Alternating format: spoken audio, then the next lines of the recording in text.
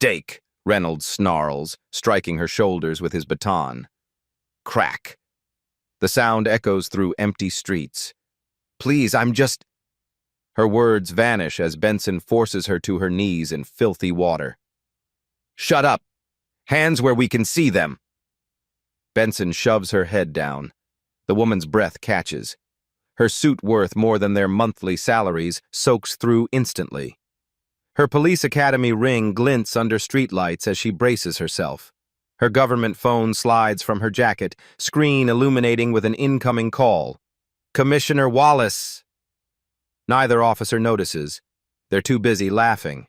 Have you ever seen someone abuse their power before realizing who they were dealing with? Share your story below.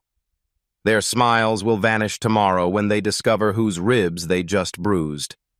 Captain Alexis Thompson arrives in Westridge to take command of the troubled 5th Precinct.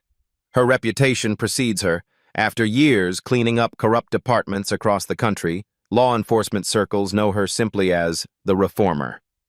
She stands in her hotel room, unpacking her crisp uniforms while reviewing personnel files on her laptop. The commissioner's email glows on her screen. The 5th has the highest number of excessive force complaints in the state. We need your expertise. Thompson closes the file with a sigh. She's seen this pattern before. She decides to spend her first week observing undercover. Knowledge is power, and she needs to see her officers' true behavior, not the performance they'll give once they know who she is. Thompson changes into civilian clothes, dark jeans, a simple blouse, and a tailored jacket. Professional, but unremarkable. Her plan is methodical. Drive through different neighborhoods at night, taking notes on patrol patterns, response times, and officer interactions. She pays particular attention to how officers treat citizens in wealthy versus low-income areas. Meanwhile, officers Reynolds and Benson cruise through Oakwood's tree-lined streets in their patrol car. The affluent neighborhood has an unspoken policy. Any suspicious individuals who don't fit the profile of residents get stopped, questioned, removed if necessary. Another quiet night in paradise, Reynolds says, finishing his coffee. Then he spots it. A black sedan moving slowly down Maple Avenue, occasionally stopping. Check it out, he nudges Benson. Someone's casing houses. Through their windshield, they watch Thompson's vehicle. A black woman driving alone, occasionally pulling over to make notes on her phone. Definitely not from around here, Benson agrees, already flipping on the dash cam. Let's see what she's up to. Thompson notices the patrol car in her rearview mirror. She recognizes the subtle stalking pattern they're following her, waiting for any minor infraction. She pulls into a legal parking spot to finish her observations, knowing what comes next.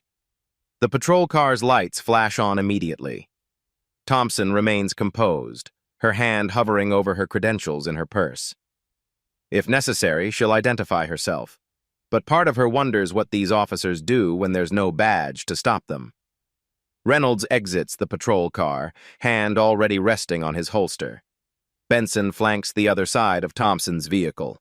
Their posture broadcasts aggression, not protection. "Get out of the vehicle now!"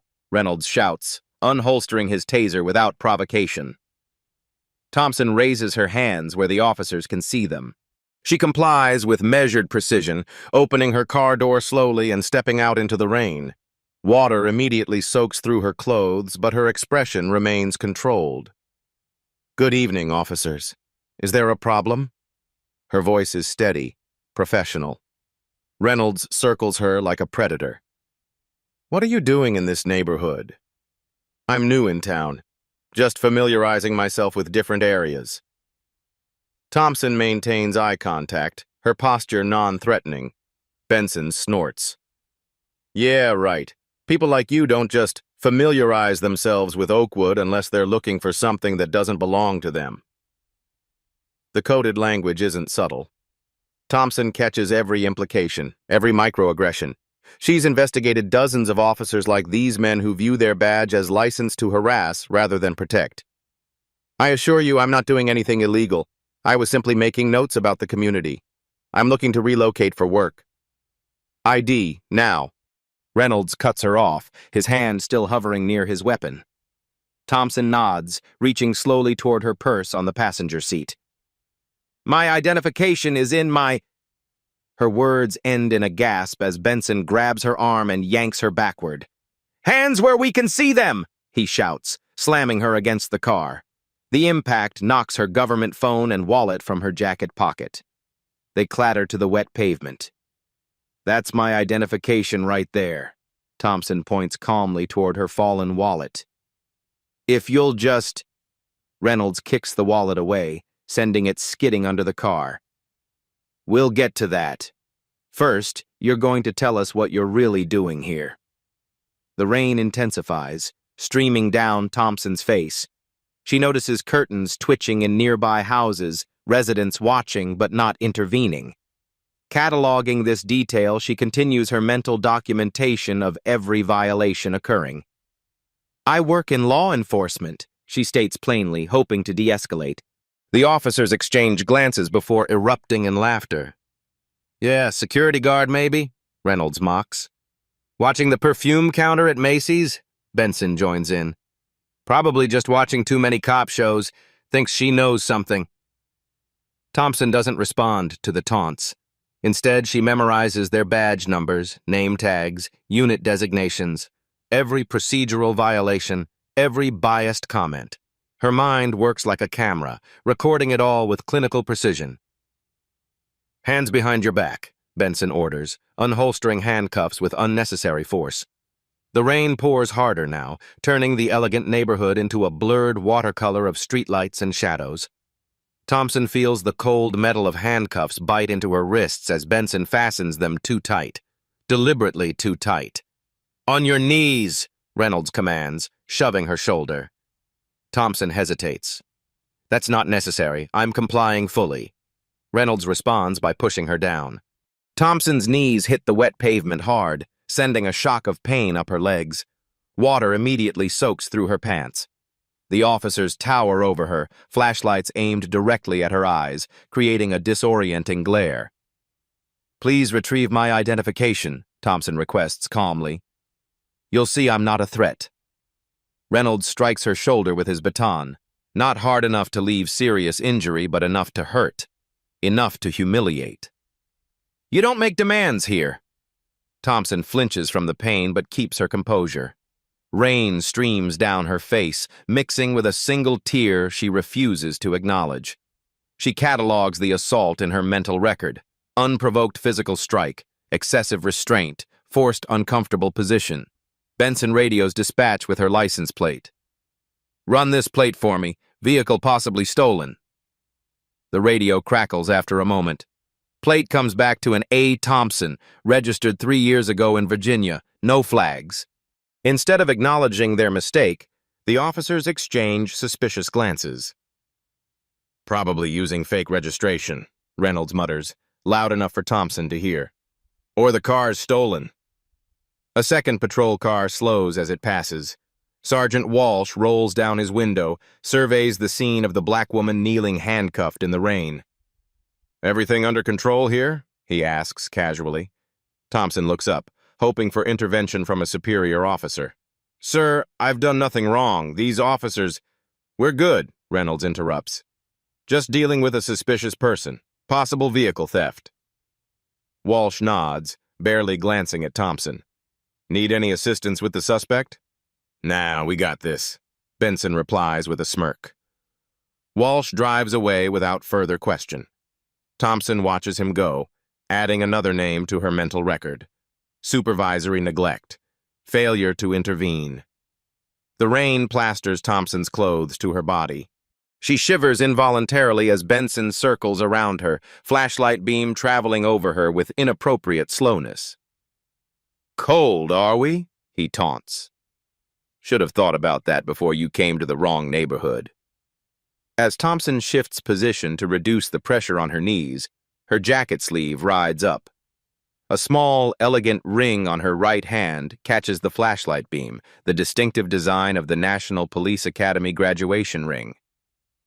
Benson notices, pauses. Where'd you get that ring? Pawn shop? I earned it, Thompson replies quietly. Playing dress-up as a cop won't help you, he sneers. Probably just some fake costume jewelry. Thompson remains silent, conserving her energy. Through the rain, she spots a framed photo mounted on the patrol car's dashboard, the 5th Precinct's team photo. She recognizes several faces from her briefing files, including officers with multiple complaints buried by internal affairs. Her eyes narrow slightly as she memorizes each face tomorrow. They'll be sitting across from her desk. The precinct station buzzes with fluorescent lights and routine chaos. Thompson sits handcuffed to a metal bench in the processing area, her expensive suit now stained and damp. Officers pass by, some curious, others indifferent. None offer assistance. 2 hours pass before anyone processes her paperwork. Thompson uses this time to observe everything: shift changes, security protocols, how officers interact with different detainees. She notes which officers laugh at inappropriate jokes, which ones look away from mistreatment, which few show signs of discomfort at their colleagues' behavior. Name? The processing officer finally asks, not looking up from his computer. Alexis Thompson, she answers calmly. Address? I'm relocating, currently staying at the Westridge Hotel. The officer looks up now, skeptical. That's a pretty expensive place for someone who was casing houses. I wasn't casing houses, Thompson corrects him, and I'd like my phone call now. The officer laughs. You'll get it when we're ready. We're backed up tonight. Thompson catalogs another violation: unnecessary delay of due process rights. 3 more hours pass before they grant her call. By then, it's nearly 2 a.m. At the phone, Thompson dials not a lawyer, but Police Commissioner Wallace. When he answers, she speaks in the coded language they established during her hiring. Commissioner, the Sunset audit has begun ahead of schedule, she says calmly. I've encountered several quality control issues requiring immediate documentation. Code Amber. Wallace immediately understands she's conducting an unplanned integrity test. Location? He asks simply. 5th Precinct, Officers Reynolds and Benson. Understood. Maintain protocol. Extraction within the hour. Thompson hangs up, feeling the desk sergeant's curious gaze. He's noticed something different about her composure, her precise language, the way she stands despite her disheveled appearance. Uncertainty flickers across his face. 30 minutes later, a call comes in. The sergeant takes it, then looks at Thompson with new confusion. You're being released. No charges. No apology, no explanation, just a sudden reversal that raises no alarms for anyone except the increasingly uncomfortable desk sergeant. They return her belongings in a plastic bag. Her wallet, her phone, her dignity, they keep. Thompson walks out into the pre-dawn darkness, calls a rideshare, and returns to her hotel. Once inside her room, she peels off her wet, muddied clothes. Purple bruises are already forming where the baton struck her shoulder, where the handcuffs bit into her wrists, where her knees hit the pavement. She photographs each injury methodically.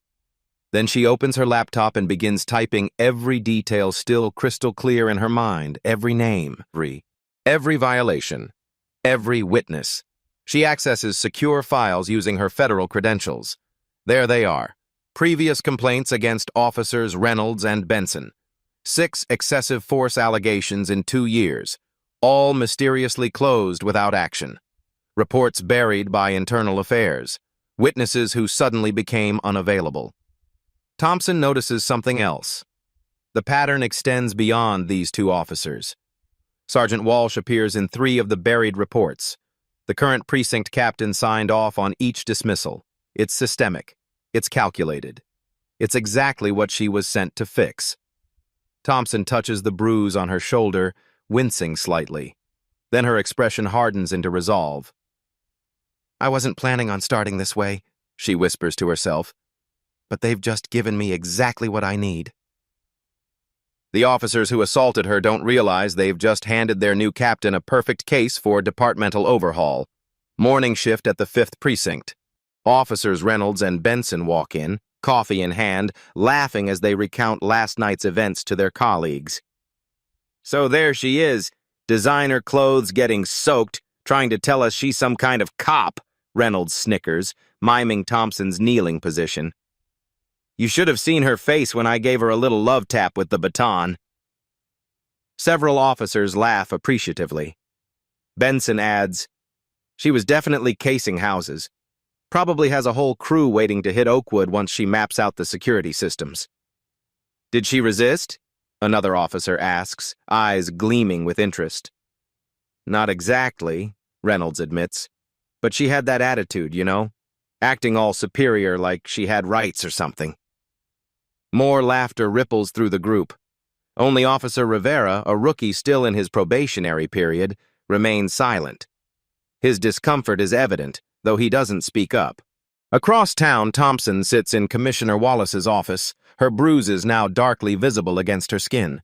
She slides a tablet across his desk with her complete report. "Jesus," Wallace mutters, scrolling through photos of her injuries.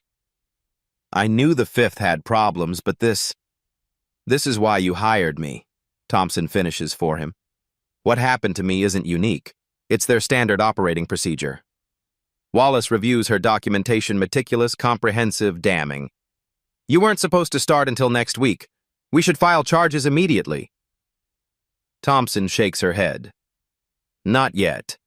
This gives us something better, authentic evidence of their behavior when they think no one's watching. I want to use this as the foundation for structural reform, not just punish 2 officers." Wallace studies her with newfound respect. "What's your plan?" "I need 3 days.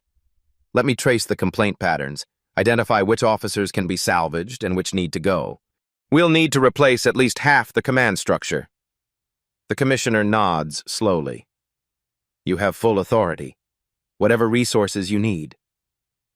Thompson returns to her hotel that afternoon to find her door slightly ajar. She pauses, then pushes it open carefully. Nothing appears stolen, but her belongings have been subtly disturbed. Someone has searched her room. She checks the hotel's security system on her tablet. No official entry recorded.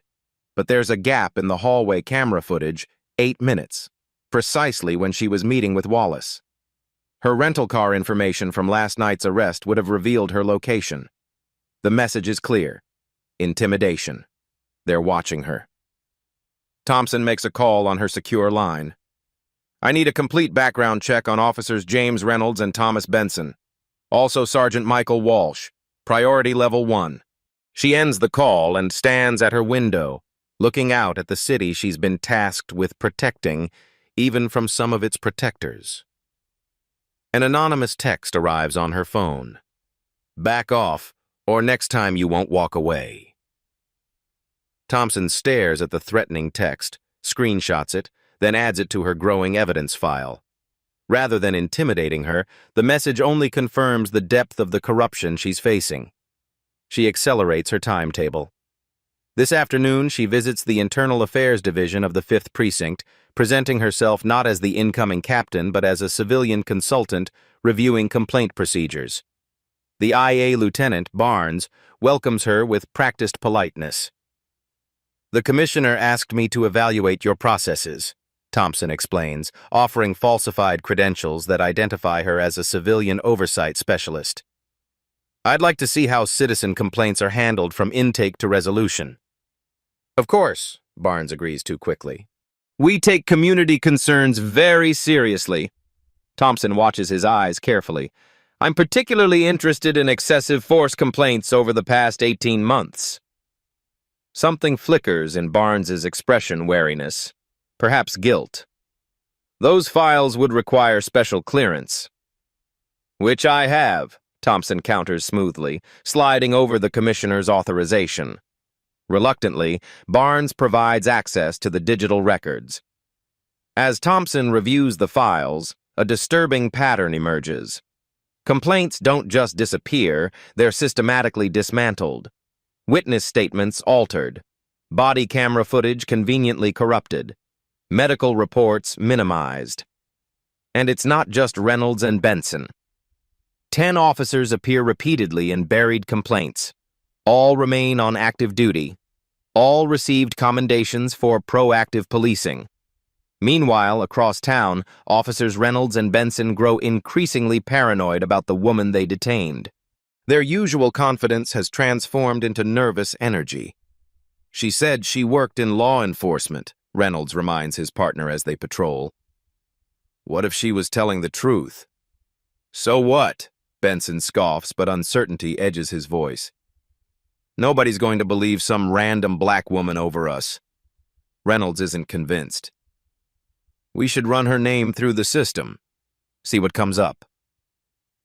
They convince Sergeant Walsh to approve an unauthorized background check, a federal database search using Thompson's driver's license information from her arrest. The results are incomplete but troubling.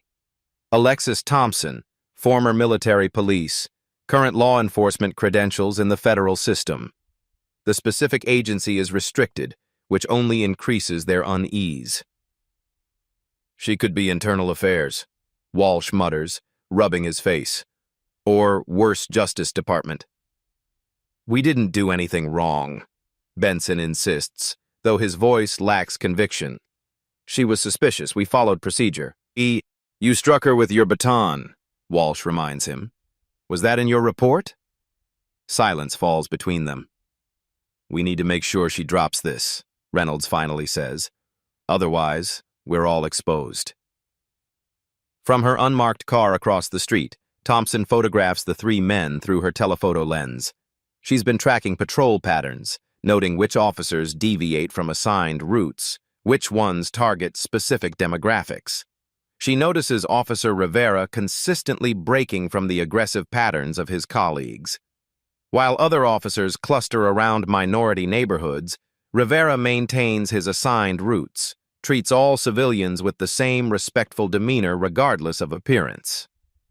Thompson makes a note in her file. "Potential ally officer David Rivera." "Whoever she is," Sergeant Walsh tells Reynolds, "she's connected the commissioner's office just called asking questions about her detention." The next morning, Thompson returns to Oakwood. This time, she makes no attempt to conceal her presence. She parks her car legally, steps out with a professional camera, and begins openly documenting police interactions.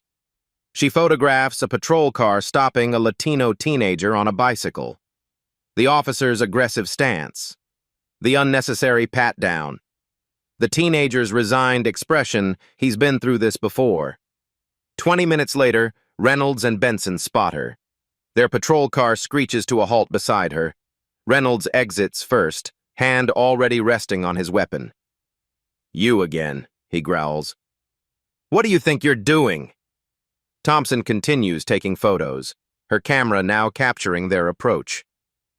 "Documenting public servants in public spaces. Perfectly legal activity." Benson steps forward, deliberately invading her personal space. "You're interfering with police business. That's obstruction of justice." "I'm standing on a public sidewalk observing from a legal distance," Thompson counters calmly.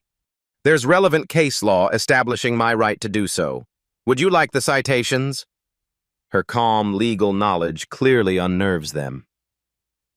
Reynolds' face flushes with anger. "Listen, lady. I don't know what your game is, but you need to stop this now." His voice drops to a threatening whisper. "Things happen in this neighborhood. Accidents. People get hurt." Thompson meets his gaze steadily, her camera still recording. "Are you threatening a civilian, Officer Reynolds? That would be a violation of Department Policy Section 4.13, as well as state law regarding abuse of authority." Reynolds steps back, surprised she knows his name and the specific policy. Before he can respond, 2 more patrol cars arrive. Officers emerge, forming an intimidating circle around Thompson. "Is there a problem here?" Sergeant Walsh asks, though his tone makes clear he's not addressing Thompson. "She's harassing officers, filming us without consent," Benson claims. "Actually, consent isn't required when photographing public officials performing public duties," Thompson replies, unfazed by the growing police presence. "The courts have been quite clear on this issue." Walsh turns to her, voice cold. I suggest you move along before we find something to charge you with. Are you suggesting you would fabricate charges, Sergeant Walsh? Thompson asks loudly enough for her camera's microphone to capture. That would constitute serious misconduct. The officers exchange uncomfortable glances. This isn't going according to their usual script. Officer Rivera arrives in another patrol car, taking in the scene with visible concern. He approaches the group, positioning himself slightly apart from his colleagues. Ma'am, is everything okay here? He asks Thompson directly, breaking protocol by not consulting with the senior officers first. Shut up, Rivera, Reynolds snaps. She's being detained for questioning. On what grounds? Rivera asks, his rookie status not preventing his challenge. What's the reasonable suspicion? Reynolds turns on him. You questioning me now? Know your place, probationer. The tension escalates until Thompson decides she has captured enough evidence. She lowers her camera but keeps it recording. I believe I've observed enough for today, she says calmly. Officers, Sergeant, she nods to each, deliberately using their names. I'll be seeing you all very soon. What would you do if you were Captain Thompson? Seek immediate justice or plan a strategic response? Comment your thoughts. I'll see you all very soon, Thompson tells them calmly as she walks away, leaving the officers unsettled by her confidence. Morning light streams through the windows of the 5th Precinct as officers gather for the change of command ceremony. The current captain's retirement has been scheduled for weeks, though rumors suggest the commissioner accelerated the timeline. Officers stand in formal rows, dress uniforms crisp, brass polished. Reynolds and Benson adjust their collars near the back, whispering about their neighborhood stalker. Bet she files some bullshit complaint that goes nowhere, Reynolds snickers, straightening his badge. Already took care of it, Benson replies with a smirk. Barnes and IA owes me. Any complaint she files will disappear faster than our overtime reports. The precinct falls silent as Commissioner Wallace enters, his expression unusually grave. He approaches the podium without the customary pleasantries. Officers of the 5th Precinct, Wallace begins, his voice carrying authority that demands attention. Captain Harrison's retirement is effective immediately. The department thanks him for his years of service. Murmurs ripple through the room. The abruptness is unexpected. Recent events have highlighted the need for new leadership and comprehensive reforms in this precinct, Wallace continues. Effective immediately, I am installing a new commanding officer who will implement these changes. The side door opens. Every head turns. Captain Alexis Thompson walks in wearing her full dress uniform adorned with commendations and service medals. Her posture is military precise, her expression composed. The room temperature seems to drop 10 degrees as recognition dawns. In the back row, Reynolds and Benson freeze. The blood drains from their faces as the woman they forced to kneel in the rain now stands at the front of the room, 4 gold bars gleaming on her shoulders. I present Captain Alexis Thompson, Wallace announces. Her distinguished career includes military police service, federal oversight experience, and successful reform implementations in 3 major departments. She has my complete confidence and full authority. Thompson approaches the podium with measured steps. Her eyes scan the room, pausing briefly on each face involved in her detention. She notes their reactions, shock, fear, confusion, but her expression reveals nothing. Thank you, Commissioner, she begins, her voice steady and authoritative. I believe in the vital role law enforcement plays in community safety, but that role depends entirely on trust, integrity, and equal protection under the law. The room remains deathly silent as she continues. Starting today, this precinct will implement new body camera protocols. All interactions with the public will be recorded without exception. Officers will undergo bias training, de-escalation certification, and regular performance reviews focused on constitutional policing. She turns a page in her notes with deliberate slowness. Accountability will be paramount. Complaints will be investigated thoroughly and transparently. No exceptions, no matter the officer's rank or tenure. Thompson makes eye contact with Reynolds, then Benson, then Walsh. Each man seems to shrink under her gaze. Those who cannot or will not adapt to these standards will not remain on this force. She closes her portfolio with a snap that makes several officers flinch. Officers Reynolds, Benson, and Sergeant Walsh will report to my office immediately following this ceremony. Officer Rivera as well. The named officers exchange panicked glances. Rivera looks confused but resolute. After the ceremony concludes, Thompson enters her new office. She removes her dress jacket, carefully hanging it on a wooden coat stand. The movement reveals the dark bruises still visible on her wrists from the handcuffs. Reynolds, Benson, and Walsh enter first, standing uncomfortably at attention. Rivera follows, maintaining a noticeable distance from the others. Thompson sits behind her desk, opens a folder, and looks up at the men who assaulted her just days ago. 3 nights ago, she begins conversationally, as if discussing the weather, I was illegally detained, physically assaulted, and humiliated by officers of this precinct while conducting an observation assessment of the district. She turns the folder around, showing them photographs of her injuries. Close-ups of bruised wrists, the baton mark on her shoulder, her muddied, expensive suit. Following this incident, my hotel room was illegally searched. I received threatening text messages, and an unauthorized background check was run on my credentials. Reynolds swallows visibly. Benson stares at the floor. Walsh's face has turned ashen. Officer Rivera, Thompson addresses the rookie directly. You may be wondering why you're here. Yes, Captain, he answers, standing straighter. You're here because you attempted to de-escalate yesterday's confrontation. You questioned improper procedure. You showed the integrity these men lack. She gestures toward the others. You're being reassigned to lead our new community relations unit, effective immediately. You're dismissed. Rivera blinks in surprise, salutes, and exits. The door closes behind him with finality. Thompson rises slowly, walking around her desk to stand directly before the remaining officers. Despite being shorter than all 3 men, she somehow towers over them. I was recruited specifically for this precinct after serving on the Federal Law Enforcement Reform Task Force, she reveals. My detention was unplanned, but it provided first-hand evidence of exactly why I was brought here. She taps the folder containing her documentation.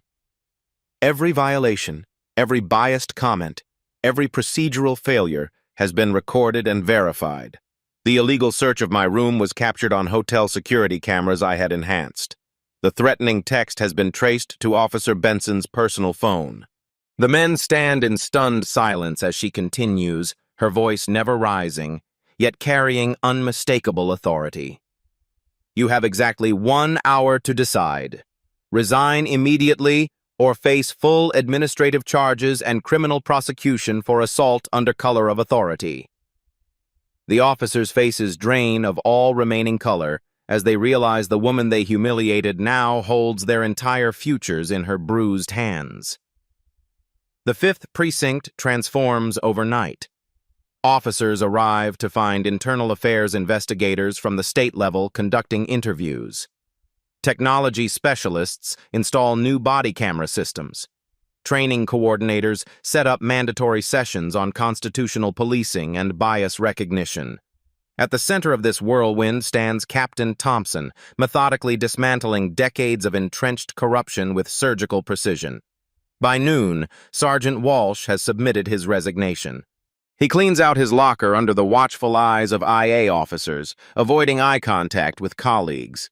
His police career is over, but the negotiated silence agreement he signs shields him from criminal charges in exchange for testimony against higher-ranking officers. Reynolds and Benson, however, refuse to resign. They arrive at the precinct flanked by union representatives, confident the blue wall will protect them as it always has. Captain, the police union attorney begins when they enter Thompson's office, these allegations are concerning, but my clients categorically deny any wrongdoing during a lawful detention of a suspicious person. Thompson doesn't look up from her paperwork. Your clients have been suspended pending investigation. Their badges and service weapons should be surrendered immediately. On what grounds? The attorney demands. This appears to be a personal vendetta. Now Thompson raises her eyes, her gaze steel. On the grounds of excessive force, false imprisonment, filing false reports, conducting illegal searches, making terroristic threats, and civil rights violations. She slides a flash drive across the desk. The evidence is extensive. The attorney picks up the drive cautiously. We'll need time to review this. You have until the disciplinary hearing on Friday. 3 days. Thompson turns to Reynolds and Benson directly. Unless you'd like to reconsider resignation. This is bullshit, Reynolds spits. It's our word against yours. Thompson allows herself the slightest smile. Actually, it's your word against mine. The dash cam footage, my body camera, 6 civilian witnesses, and your own text messages. But we'll let the hearing committee decide. After they leave, Officer Rivera knocks tentatively on her door. Captain, the community leaders are here for the meeting you scheduled. Thompson welcomes a diverse group representing various neighborhood associations. For the first time in precinct history, residents are invited to express their concerns directly to command staff.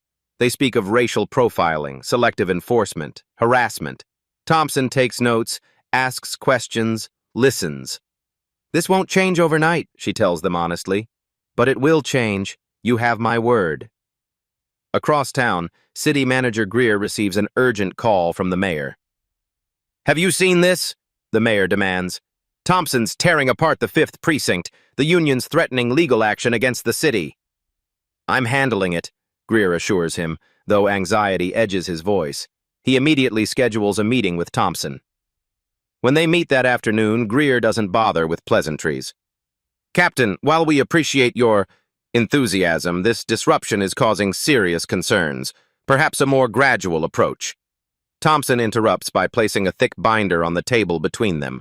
This contains 43 documented cases of civil rights violations by 5th Precinct officers over the past 18 months, all buried, all representing potential lawsuits against the city. Greer stares at the binder. The statute of limitations hasn't expired on any of them, Thompson continues. One successful suit could cost taxpayers millions. 43 would bankrupt the city. What do you want? Greer asks quietly. Your full support for comprehensive reforms, budget approval for training and equipment, and no interference with personnel decisions. Greer hesitates, then nods slowly. You'll have it. By Thursday, Thompson's investigation has expanded. Electronic records reveal a pattern of evidence tampering in cases involving excessive force. The trail leads directly to Lieutenant Barnes in Internal Affairs and beyond him to the recently retired Captain Harrison. Commissioner Wallace reviews Thompson's findings with growing concern. This is worse than we thought. It usually is, Thompson replies. The corruption's systemic. We need to consider criminal charges for several officers, including Harrison. The political fallout will be significant. The liability of doing nothing is greater. Meanwhile, community members who witnessed Thompson's detention begin coming forward with their own stories and evidence. Mrs. Chen, whose security cameras captured the entire incident from her front window, provides the footage to local journalist Sarah Winters. Winters begins connecting the dots between Thompson's detention and the sudden departmental overhaul. Her investigation uncovers dozens of similar incidents in Oakwood alone. Minorities detained without cause, subjected to excessive force, then charged with resisting arrest or disorderly conduct to justify the officer's actions.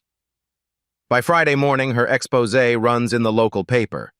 New police captain experienced department's bias firsthand. The article includes stills from Mrs. Chen's security footage, showing Thompson forced to her knees in the rain. The images spread rapidly across social media, accompanied by calls for accountability. The disciplinary hearing room fills beyond capacity. Community members, officers, media representatives crowd the space. Reynolds and Benson arrive with their union attorneys, their earlier confidence now tinged with visible anxiety.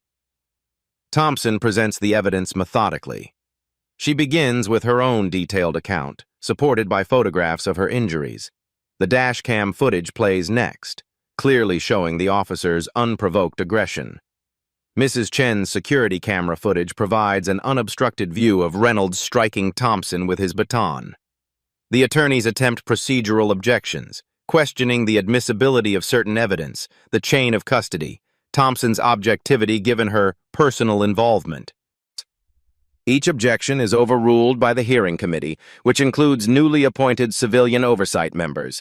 Then come the witnesses. Previous victims of Reynolds and Benson's misconduct testify one after another. A college student detained while walking home from the library. A delivery driver stopped 3 times in 1 week. An elderly man grabbed from his own front yard while gardening. The pattern becomes impossible to ignore or explain away. The officers' body cameras mysteriously malfunctioned during each incident. Their reports described aggressive behavior, contradicted by witness statements. Internal Affairs dismissed every complaint without investigation. As the evidence mounts, Reynolds and Benson watch their careers crumble in real time. Their attorneys pass increasingly desperate notes, suggesting new strategies, different arguments. But nothing can counter the overwhelming documentation Thompson has assembled. The hearing committee votes unanimously for termination. Additionally, they recommend criminal charges for civil rights violations, falsifying police reports, and witness intimidation. As they leave the hearing room in disgrace, Reynolds passes close to Thompson. "This isn't over," he mutters under his breath. "You've made enemies you don't even know about yet." Thompson meets his gaze evenly. "That's exactly the mindset that brought us here today, Mr. Reynolds. The difference is, you're no longer in a position to act on it." She watches them walk away, their badges and service weapons already surrendered, their authority stripped. Not from vengeance, but from necessity. The system can't function when those entrusted with power abuse it so blatantly. Thompson returns to her office where Commissioner Wallace waits with the mayor. "The union's threatening legal action," the mayor says without preamble. "Let them," Thompson responds calmly.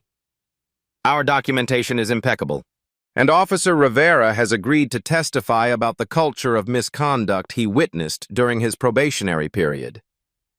The mayor studies her with newfound respect. "You've certainly made an impression, Captain, though not everyone's happy about these changes." "Reform isn't designed to make people happy," Thompson replies. "It's designed to make systems just." "This isn't the end," Thompson announces to the assembled reporters outside. "This is just the beginning of real accountability." 6 months pass. The 5th Precinct has transformed under Thompson's leadership. The physical space itself reflects the change walls that once displayed only officer commendations, now showcase community partnership achievements and citizen appreciation letters.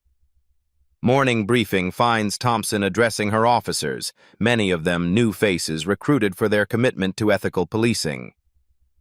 "Our quarterly results show progress," she tells them, projecting statistics on the wall screen. "Excessive force complaints down 83%. Arrest rates down 12%, while successful prosecutions are up 20%. Officers nod with professional satisfaction. These numbers represent more than statistics. They reflect a fundamental shift in approach. Quality of arrests over quantity, de-escalation over confrontation, community trust over fear. Most significantly, Thompson continues, response times have improved in all neighborhoods equally. No more prioritizing Oakwood over Riverside.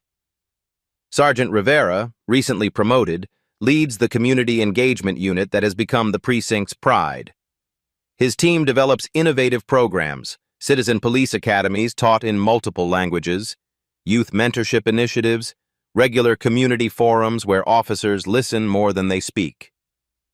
The Coffee with a Cop program has been particularly successful, Rivera reports. We've had over 300 residents participate in the past month alone. In her office after the briefing, Thompson reviews applications for the recruitment program she established, scholarships for local residents interested in law enforcement careers, with emphasis on candidates from underrepresented communities. These 5 candidates all meet our criteria, her assistant notes. 2 are bilingual, 1 has a social work background. Schedule interviews for all of them, Thompson approves, and follow up with last month's recruits. Make sure they're receiving proper support at the academy. Across town, the city council meeting chamber fills with residents and media. Thompson takes the podium to present her 6-month assessment. The reforms implemented at the 5th Precinct demonstrate that constitutional policing and effective policing are not opposing concepts, she explains. In fact, they're inseparable. Council members who initially resisted her methods now cite the precinct's improved metrics with pride. The Budget Committee has unanimously approved funding for expanding the body camera program to all precincts. The most telling statistic, Thompson concludes, is that civilian cooperation with investigations has increased 47%. When communities trust their police, they become partners in public safety. The ripple effects spread beyond the 5th Precinct. Other captains throughout the department, initially skeptical, now consult Thompson about implementing similar reforms. Police academies request her training materials. Law enforcement journals publish case studies of the transformation. A brief montage illustrates the changing reality. Officers assisting elderly residents without condescension. De-escalation techniques successfully employed during a mental health crisis. Community members approaching patrol cars to offer information rather than avoiding police contact. Former skeptics become vocal supporters. Mrs. Chen, whose security camera footage helped expose Reynolds and Benson, now serves on the Civilian Oversight Committee. For the first time, she tells a community meeting, I feel like the police work for us, not against us. Even Officer Torres, initially resistant to Thompson's changes, now leads bias recognition training sessions. I didn't realize how many assumptions I was making on patrol, he admits to his colleagues. This approach actually makes our jobs easier, not harder. Thompson walks through the precinct, observing the transformation with cautious optimism. The culture is changing, but institutional reform is always fragile, always at risk of reversal without constant vigilance. Her phone rings the commissioner's office. Captain Thompson, her assistant calls out. Commissioner Wallace is on line 1. He says it's about your next assignment, something about the Central Precinct having similar issues. Thompson smiles slightly. Her work here is far from finished, but the model can now be replicated across the entire department. 1 year has passed since Thompson first walked through the doors of the 5th Precinct. She strolls along Oakwood's tree-lined streets, the same neighborhood where officers once forced her to her knees in the rain. Now, residents wave as she passes. Some stop to chat, sharing community updates or expressing gratitude for specific improvements.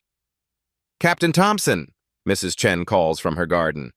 The new youth center opens next week. Will you speak at the ceremony? I wouldn't miss it, Thompson promises with a genuine smile. She continues her walk, passing a small shopping mall where a familiar face catches her attention. Former Officer Benson, now wearing the uniform of a security guard, notices her at the same moment. His expression hardens with resentment, but he quickly averts his gaze, unwilling to meet her eyes. Thompson doesn't linger or gloat. His position isn't about personal victory. It's the natural consequence of his choices. She's heard Reynolds faced harsher consequences, serving probation for civil rights violations after the criminal investigation concluded. Several other former officers have similar fates. The system doesn't forgive those who betray their oath. At noon, Thompson chairs the monthly meeting of the Community Police Advisory Council, a diverse group of officers and civilian representatives that didn't exist a year ago. They gather around a conference table as equals, reviewing progress and ongoing challenges with candor. Response times in Riverdale still lag by about 3 minutes compared to other neighborhoods, a community advocate points out. We've identified the staffing gap, Sergeant Rivera responds. The new shift pattern should address it starting next month. The conversation continues, honest, sometimes tense, but consistently productive. Issues are raised not as accusations, but as problems to solve together. This, Thompson reflects, represents the most significant change: the shift from adversarial to collaborative relationships. Later that afternoon, Thompson meets with the newest academy graduates assigned to her precinct. These young officers have never known the Fifth's toxic culture, having been trained under the reformed standards from the beginning. Your badge carries both authority and responsibility, she tells them, her voice carrying the weight of personal experience.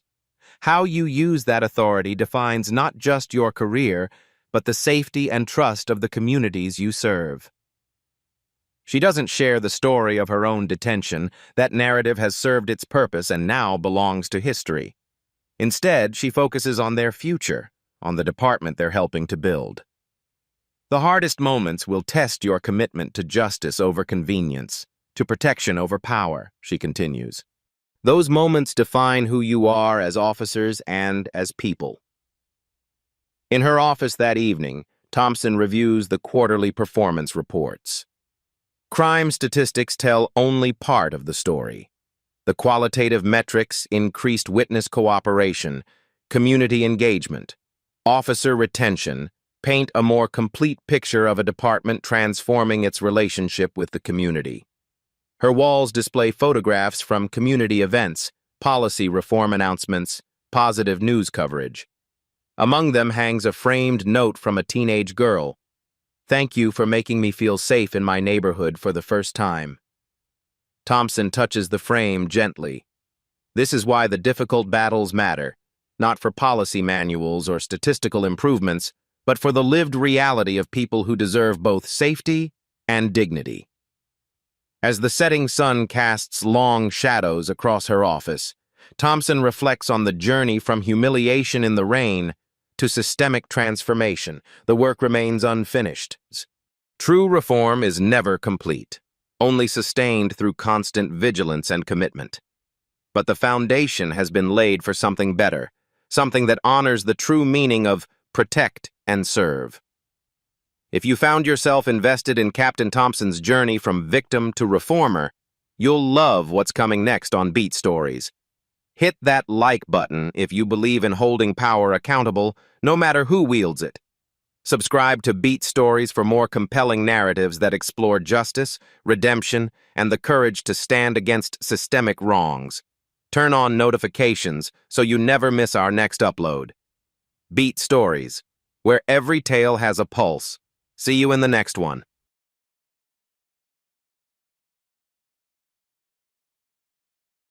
This isn't the end of the story. It's the beginning of what happens when truth meets visibility. At Beat Stories, we believe exposure is the first step to transformation.